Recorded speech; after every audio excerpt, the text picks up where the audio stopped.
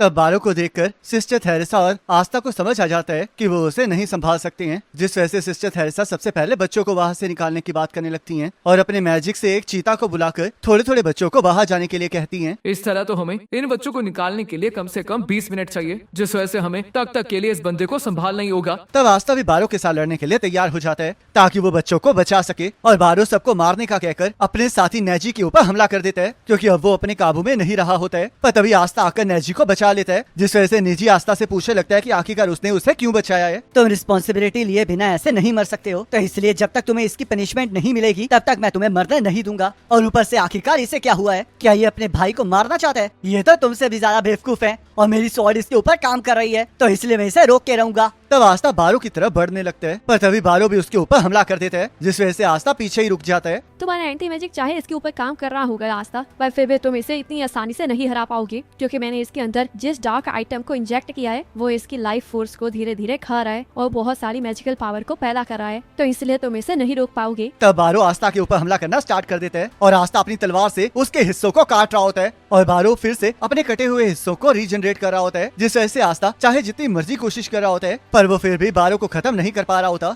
तब आस्था का ध्यान भटके होने की वजह से सैली आस्था के ऊपर पीछे से हमला कर देती है, पर सिस्टर थेरेसा सैली के सेलेमेंडर को अपने मैजिक से रोक देती है, जिस वजह से सैली उन्हें पीछे हटने के लिए कहने लगती है, क्योंकि उसे उन बूढ़े लोगों में बिल्कुल भी इंटरेस्ट नहीं होता जिनका मैजिक खत्म होने वाला होता है, जिस वजह से सिस्टर थेरेसा उसे अपना मुंह बंद रखने के लिए कहती है। ये सच है कि जितना ज्यादा हम बूढ़े होते जाते हैं उतनी ही हमारी बॉडी कम मैजिक को जनरेट करती है, पर आप नीचे के साथ मिलके उसकी पावर का इस्तेमाल कर सकते हैं। मेरे पास ईयर्स का एक्सपीरियंस और टेक्निक है, तो इसलिए मैं तुम जैसे यंगस्टर से नहीं हारूंगी। तब सैली सिस्टर थेरेसा को ज्यादा चीखने से मना करती है, क्योंकि उसे डर होता है कि सिस्टर थेरेसा ऐसे चीखते चीखते ही ना मर जाए। तब सिस्टर थेरेसा बारो के ऊपर अपने मैजिक से हमला कर देती है। चाहे मैं अपना बेस्ट दे रही हूँ, पर मैं बच्चों को बचाने के साथ साथ इसका सामना नहीं कर सकती हूँ, जिस वजह से ये सिचुएशन और भी ज्यादा वर्स होने वाली है। और ऊपर से वो बेवकूफ गोश भी ऐसे ही भाग गया है, पता नहीं उसे कब अकल आएगी। तब यहाँ मैरी गोश को वापस चलने के लिए कह रही होती है, पर गोश इसके लिए मना कर देता है और उसे समझाता है कि उसका मैजिक सैली के अगेंस्ट काम नहीं करता है, और ऊपर से वहाँ पर एक बहुत बड़ा मॉन्स्टर भी आ गया है, तो इसलिए वो मैरी को डेंजर में डालकर उनसे नहीं लड़ सकता है। तब मैरी बाकी सबके बारे में भी पूछने लगती है, पर गोश को उन सबसे कोई फर्क नहीं पड़ रहा होता, क्योंकि उसके लिए मैरी सबसे ज्यादा इंपॉर्टेंट होती है। तब हमें गोश के पास्ट के बारे में बताया जाता है, जहाँ पर गोश की फैमिली एक नोबल फैमिली होती है और सभी लोगों को उनसे जलन हो रही होती है, और इसी वजह से उनके मदर और फादर को मार दिया जाता है। और जिस बंदे से मिलकर वो वापस आए होते हैं, वो बंदा गोश और मैरी को बताता है कि रॉबर्ट्स ने उनके माता पिता को मार दिया है और अपनी सारी प्रॉपर्टी को उस बंदे के नाम कर दिया है। पर गोश इसे बिल्कुल भी एक्सेप्ट नहीं करता है और उन लोगों के ऊपर इल्जाम लगाने लगता है, पर कोई भी उसकी कोई बात नहीं सुनता है और गोश और मैरी को बाहर निकाल दिया जाता है, जिस वजह से गोश ये कसम खाता है कि वो किसी भी कीमत पर मैरी को बचा के रहेगा। तब हम देखते हैं मैरी के लिए गोश ने चोरी करना भी स्टार्ट कर दिया होता है, क्योंकि वो मैरी को खुश होते हुए देखना चाह रहा होता है और वो इसके लिए किसी के साथ भी पंगा लेने के लिए तैयार होता है। तब एक दिन गोश एक नोबल को धमकी दे रहा होता है, पर तभी मैजिक नाइट्स आकर उसे पकड़ लेते हैं, जिस वजह से उसे जेल में डाल दिया जाता है। तब यहाँ गोश मैरी को बताता है कि उसे उसके अलावा किसी की भी चिंता नहीं है, जिस वजह से मैरी उसे एक जोरदार मुक्का मारती है। मुझे मेरे बड़े भाई से नफरत है, क्योंकि तुम बहुत ज्यादा पैथेटिक हो। मुझे पता है कि बहुत से लोगों ने हमारे साथ बुरी बुरी चीजें की हैं, पर सिस्टर थेरेसा और चर्च के बच्चे बहुत ज्यादा अलग हैं, और उन्हीं लोगों की वजह से मुझे कभी भी अकेलापन महसूस नहीं हुआ। और तुमने भी मैजिक नाइट को इस वजह से ज्वाइन किया है ना। और वैसे भी ब्रदर, एक मैजिक नाइट होने के नाते सभी को प्रोटेक्ट करना तुम्हारी जॉब है। तुम्हें पता है कि जब तुम मैजिक नाइट बने थे तब मुझे तुम पर बहुत ज्यादा गर्व हुआ था, तो इसलिए प्लीज वो बड़े भाई बनो जिस पर मैं गर्व कर सकूं। तब गोश और मैरी बाहर पहुंच जाते हैं, जहाँ पर मार्को और कुछ बच्चे उनका इंतजार कर रहे होते हैं, और मार्को के पास आस्था की ब्लैक बॉल्स की रोब भी होती है, जिस वजह से गोश उसके बारे में पूछने लगता है और मार्को उसे बताता है कि वो रोब आस्था ने उसे दी है ताकि मार्को को अकेला महसूस ना हो, और आस्था ने उसे ये भी कहा है कि वो रोब मैजिक नाइट के करेज से भरी हुई है। तब मैरी गोश को वापस जाके बाकी सभी को बचाने के लिए कहने लगती है, और मार्को गोश से कहता है कि उसे मैरी की चिंता करने की कोई जरूरत नहीं है, क्योंकि वो मैरी को प्रोटेक्ट करेगा। तब गोश मार्को के सिर को पकड़ लेता है और उसे धमकी देता है कि अगर वो मैरी को कुछ भी होने देगा तो वो उसे नहीं छोड़ेगा, जिसे सुनकर मार्को डर जाता है। तब वहाँ पर कुछ और बच्चे आ जाते हैं, जिन्हें सिस्टर थेरेसा ने अपने मैजिक से वहाँ पर भेजा होता है, और वो अंदर के हालचाल के बारे में मैरी को सब कुछ बताने लगती हैं, जिस वजह से मैरी कहने लगती है कि अब उसका भाई भी अंदर उन मॉन्स्टर के साथ लड़ने जाएगा, क्योंकि उसका भाई भी आस्था की तरह ही एक कमाल का मैजिक नाइट है, जिस वजह से सभी लोग गोश की तरफ देखने लगते हैं। तब गोश मैरी की बातों को सच साबित करने के लिए वापस से केव के अंदर चला जाता है, और उसे समझ नहीं आ रहा होता कि आखिरकार सभी लोग आस्था की इतनी तारीफ क्यों करते हैं। आखिरकार उस बच्चे में ऐसा क्या है कि कैप्टन और बाकी स्क्वाड के मेंबर्स भी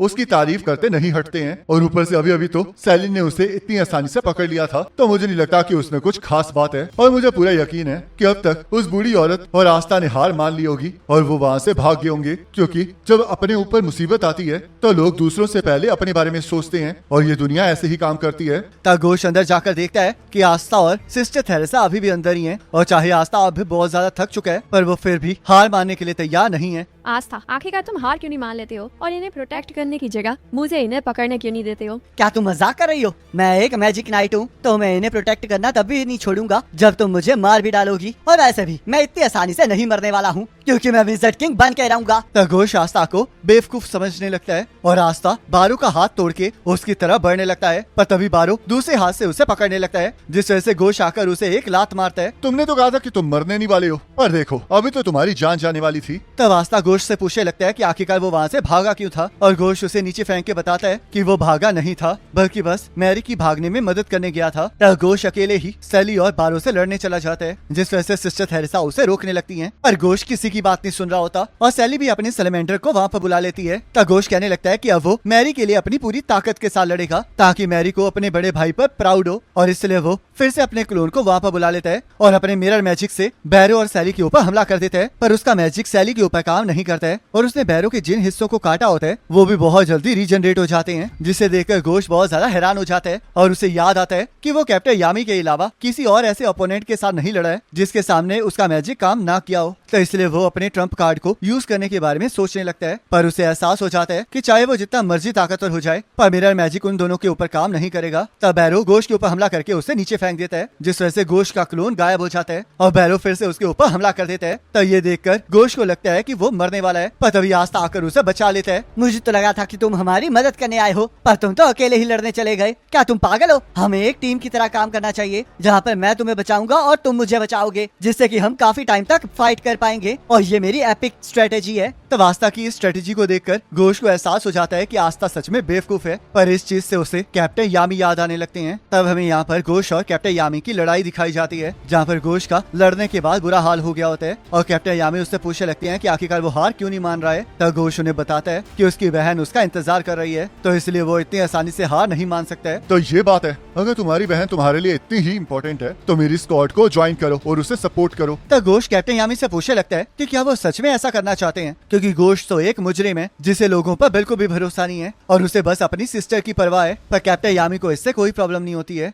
और वो घोष को समझाते हैं कि उसे ही प्रोटेक्ट करना चाहिए जिससे वो प्रोटेक्ट करना चाहता है, और शायद ऐसे ही एक दिन वो किसी की मदद करके रहेगा। तब यह घोष को एहसास हो जाता है कि वो दिन आ गया है जिसके बारे में कैप्टन यामी ने बात की थी, और उसे यकीन नहीं हो रहा होता कि कैप्टन यामी को पहले से ही पता था कि ऐसा होने वाला है। तब आस्था बारू के साथ लड़ाई करते करते थक गया होता है और सिस्टर थेरेसा से पूछने लगता है कि अभी भी कितने बच्चे बाकी हैं, जिस वजह से सिस्टर थेरेसा उसे बताती हैं कि उसे अभी थोड़ी देर और तक चीजों को संभालना पड़ेगा। तब घोष बारू के ऊपर हमला कर देते हैं। लगता है मेरे पास और कोई चॉइस नहीं है, क्योंकि अगर तुम लोग मर जाओगे तो मैरी बहुत ज्यादा सैड हो जाएगी, तो इसलिए मैं तुम्हें प्रोटेक्ट करूंगा। आस्था, इस तरह एक्ट मत करो जैसे कि तुम मुझ पर एहसान कर रहे हो। हम लोग टीममेट्स हैं, तो हमें एक दूसरे को प्रोटेक्ट करना चाहिए। ओए बेवकूफ लड़के, तुम्हें अपने सीनियर से बात करना सीखना पड़ेगा। और रुको जरा, आखिरकार तुम्हारी ये ग्रिम वॉर के अंदर ये क्या चमक रहा है? तब हम देखते हैं आस्था की ग्रिम वॉर में से उसकी डीमन ड्वेलर स्वॉर्ड बाहर आ जाती है, जो कि वैसे ही चमक रही होती है जैसे कि वो पहली बार चमकी थी, और जैसे ही आस्था बारो के ऊपर उससे हमला करता है वैसे ही उसमें से एक स्लैश निकल के बारो के हाथ को काट देता है, पर इसका भी बारो के ऊपर कोई असर नहीं होता है। तो सैली इस मैजिक को देखकर एक्साइटेड हो जाती है और आस्था से पूछने लगती है कि आखिरकार उसने एंटी मैजिक स्लैश से बारो के ऊपर कैसे हमला किया है। तब आस्था और घोष बारो के साथ लड़ना स्टार्ट कर देते हैं। अगर हमें इस मॉन्स्टर को हराना है तो हमें इसके ऊपर बहुत सारे हमले करने होंगे ताकि इसे रीजनरेट करने का टाइम ही ना मिले, और हमारे लिए सबसे ज्यादा बेस्ट यही है कि आस्था अपने एंटी मैजिक से इसके ऊपर मल्टीपल अटैक्स करे, पर वो इतने सारे अटैक्स इकट्ठे नहीं कर सकते है। पर रुको जरा, शायद मैं अपने मैजिक को किसी और के ऊपर भी इस्तेमाल कर सकता हूँ। तब हमें बताया जाता है कि घोष ने हमेशा अकेले काम किया होता है, क्योंकि उसे किसी पर भी भरोसा नहीं होता है, तो इसलिए उसने अपने मैजिक से कभी भी किसी को सपोर्ट नहीं किया होता। पर आज उसके पास्ट फेलियर्स और आस्था को एक्नॉलेज करने की वजह से उसके ग्रिममोर में एक नई स्पेल आ जाती है जिससे कि वो आस्था की मदद कर सकता है। तब घोष को वो स्पेल समझ में आ जाती है, पर उसके पास इतनी मैजिकल पावर नहीं होती कि वो उसे एक्टिवेट कर सके, जिस वजह से वो सिस्टर थेरेसा को उसके लिए टाइम निकालने के लिए कहता है और इसके लिए उनसे रिक्वेस्ट भी करता है, जिस वजह से सिस्टर थेरेसा उसकी बात को मानकर बारो और सैली के ऊपर हमला कर देती है। पर उनके पास भी ज्यादा मैजिक नहीं बचा होता, तब उस मैजिक का उन दोनों पर कोई असर नहीं होता है, जिस वजह से सैली कहने लगती है कि ये बेकार सा मैजिक उन पर काम नहीं करेगा और आस्था को फिर से एंटी मैजिक स्लैश को फेंकने के लिए कहती है। पर आस्था को खुद पता नहीं होता है कि आखिरकार वो हुआ कैसे था, जिस वजह से सैली को ये बहुत ज्यादा बोरिंग लगने लग जाता है। तब आस्था फिर से बैरो के हमले से बच जाता है और घोष को एहसास होता है कि वो जिस चीज को छुपा रहा था अब उसे इस्तेमाल करने का टाइम आ चुका है, जिस वजह से वो आस्था को अपनी तरफ देखने के लिए कहता है और हम देखते हैं घोष की एक आंख में मिरर होता है जिसके अंदर उसने मैजिक को इकट्ठा करके रखा होता है और वो उसी की मदद से अपनी न्यू स्पेल को एक्टिवेट कर देता है, जिस वजह से हम देखते हैं वहाँ पर बहुत सारे आस्था आ जाते हैं और उन सभी की डीमन ड्वेलर स्वॉर्ड भी चार्ज हो जाती है, जिस वजह से वो सभी एंटी मैजिक स्लैश से बारो के ऊपर हमला कर देते हैं और उसके बाद भी बारो और सैली को काटना शुरू कर देते हैं, जिससे कि सैली और बारो का मैजिक खत्म हो जाता है और आस्था और घोष इस बात से खुश होते हैं कि वो उस लड़ाई को जीत चुके हैं और सिस्टर थेरेसा भी उस स्पेल को देखकर हैरान हो जाती हैं। तब बैरो के सिर्फ कपड़े ही बचे होते हैं, जिस वजह से नेजी उसके कपड़ों को उठाकर रोने लगता है और बचपन को याद करने लगता है क्योंकि बारो ने हमेशा उसे रोते हुए हंसाया होता है। बारो, मैं इस लड़की को कभी माफ नहीं करूंगा क्योंकि इसने तुम्हें मॉन्स्टर बनाया है और मैं खुद को भी कभी माफ नहीं कर पाऊंगा क्योंकि मैंने कभी भी बारो को गलत काम करने से नहीं रोका है। आस्था, तुमने कहा था ना कि मुझे रिस्पॉन्सिबिलिटी लेनी चाहिए, तो इसलिए अब मैं अपने और अपने भाई के क्राइम्स के लिए सजा काटूंगा। तब आस्था इससे खुश होता है और नेजी को बताता है कि जब वो सजा काट के बाहर आएगा तो वो दोनों दोस्त बन जाएंगे क्योंकि नेजी की मैजिकल पावर सच में कमाल की है, जिस वजह से नेजी उसे थैंक यू कहने लगता है। पर तभी नेजी के ऊपर लाइट मैजिक से हमला हो गया होता है, जिस वजह से वो नीचे गिर जाता है और आस्था ये देख के हैरान हो जाता है। तब वहाँ पर बहुत सारी रोशनी आ जाती है जिससे कि घोष को एहसास होता है कि वो लाइट बहुत ज्यादा ताकतवर मैजिकल पावर है। तब घोष के ऊपर भी हमला हो जाता है और उसे इसका एहसास भी नहीं होता है। तब सिस्टर थेरेसा को भी कुछ समझ नहीं आ रहा होता और हम देखते हैं जैसे आस्था के ऊपर लाइट मैजिक से हमला होता है वैसे सिस्टर थेरेसा बीच में आ जाती है और आस्था को बचा लेती है, पर वो खुद जख्मी हो जाती है। इनके साथ तो ऐसा ही होना था क्योंकि इन्होंने मेरे साथियों को हर्ट किया था। तो चलो फिर मैं खुद को इंट्रोड्यूस कर देता हूँ। मैं आई ऑफ द मिडनाइट सन का लीडर हूँ और मेरा नाम लिच है। तब आस्था देखता है कि लिच के पास भी यूनो की तरह 4 लीफ क्लोवर ग्रिममोर है, जिससे कि वो बहुत ज्यादा हैरान हो जाता है। और इसी के साथ ये एपिसोड खत्म हो जाता है। अब नेक्स्ट एपिसोड का लिंक आपकी स्क्रीन पर आ रहा होगा, उस पर क्लिक करके अगले एपिसोड को देख सकते हो।